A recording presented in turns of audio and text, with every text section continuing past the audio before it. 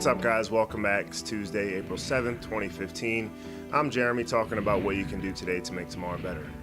Today's tip, just give my observations, what you can learn from the national championship game. Don't count your chickens, obviously. That'll be the main tip. Duke won their 5th national championship. Congrats to Coach K. As much as I hate Duke, it's hard to argue their consistency, and got to be careful to label teams as clean in the college game because so many shadowy and shady dealings with recruiting. Coach K, I would give the benefit of the doubt to before most coaches. Not the point.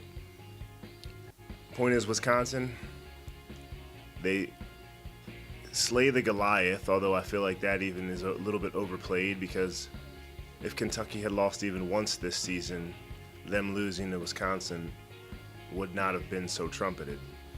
They almost lost quite a few games this year, but they prevailed. They had a great season.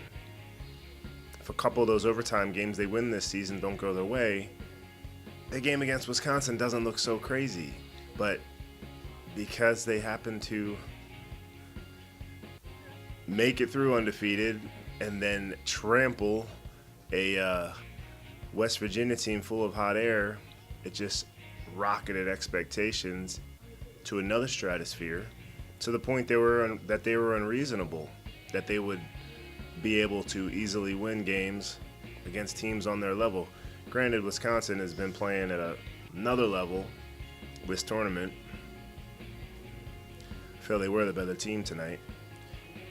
But after slaying the Goliath, not that it had anything to do with it, because I actually don't think I think it could have. But the point is, obviously, counting your chickens, they beat Kentucky. They felt like they had already won because last year they lost to Kentucky in the Final Four. This year they beat them. And this year it seemed like an even higher hurdle than it was last year. So once they jumped it, cleared it this year, they felt like they were already home free. They will never admit that, but they did so much as admit that they knew they were going to win. They said they knew they were. Obviously, you can never know because you have to live it first. So they thought they knew. They thought they were going to do it, but they didn't. And there's a lot of factors in that. But early on, they definitely didn't seem to have the intensity. A lot of their guys seemed to think they could take it at will.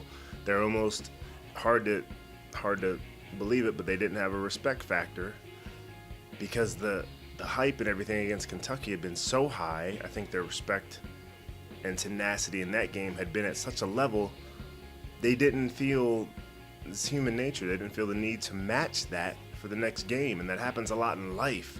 You cross a giant hurdle that you tend to let down. You maybe take the lead in a race and you think you're home free, and then somebody catches you from 5 legs back because you're not expecting it, but they didn't give up. And they took advantage of breaks and whatever. I won't talk about refs. This is not a Maryland game, so there's nothing to be bitter about other than having to sit through another Duke win, which is kind of like watching the Yankees win. But,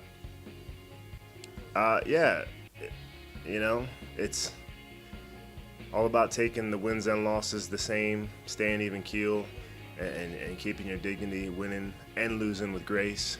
Something Kentucky didn't do the other day. Something, from what I saw, Wisconsin did. And although Bo Ryan was definitely mincing his words, choosing them carefully, calling out the refs without actually doing so. Anyway, that's it. Basically my thoughts and my ramblings on the national championship game. But don't ever count your chickens.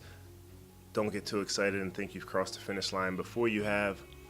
And enjoy basketball. College basketball is where it's at. It's all heart and determination, not so much about the paycheck. So at least you do get that grit on the court every time. So anyway, have a good Tuesday, and I will see you tomorrow.